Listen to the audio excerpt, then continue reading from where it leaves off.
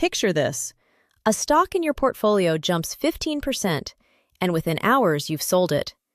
Meanwhile, another position has been bleeding for months, and you refuse to let it go. If that sounds familiar, you're not alone. It's one of the most common and costly mistakes investors make, and it has almost nothing to do with the market itself. It has to do with your brain. Behavioral economists call it the disposition effect, the tendency to sell winning investments too early while holding on to losing ones for far too long. It was first formally described in 1985, and decades of data since have confirmed it shows up in everyone, from first-time retail traders to seasoned professionals. At its core, the disposition effect is powered by something deeper, a cognitive bias called loss-aversion.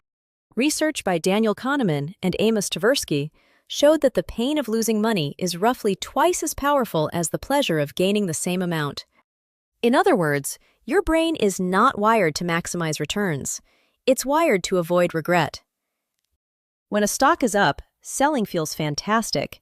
You lock in the gain, you get a hit of dopamine, and you walk away a winner. That emotional relief is immediate and certain, and the brain will chase it, even when the smarter move is to let your winners keep running. Holding a loser, strangely, offers its own kind of comfort. As long as you don't sell, the loss isn't real. It's just a number on a screen, a temporary setback.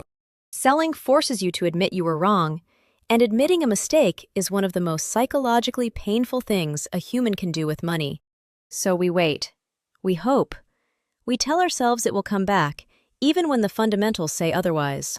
The portfolio cost of this pattern is staggering. Studies of brokerage data show that tend to keep outperforming, while the losers they cling to tend to keep falling.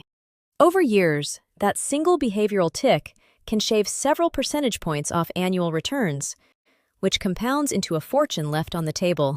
Strategy gets quietly overwritten by emotion, and most investors never even notice it happening.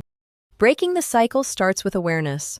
Recognize that the urge to sell a winner or hold a loser is a feeling, not a forecast.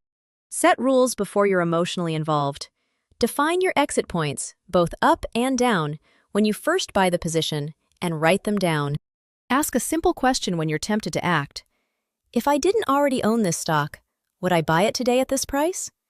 If the answer is no, the decision becomes clear. Because in the end, investing isn't just a contest of information or intelligence.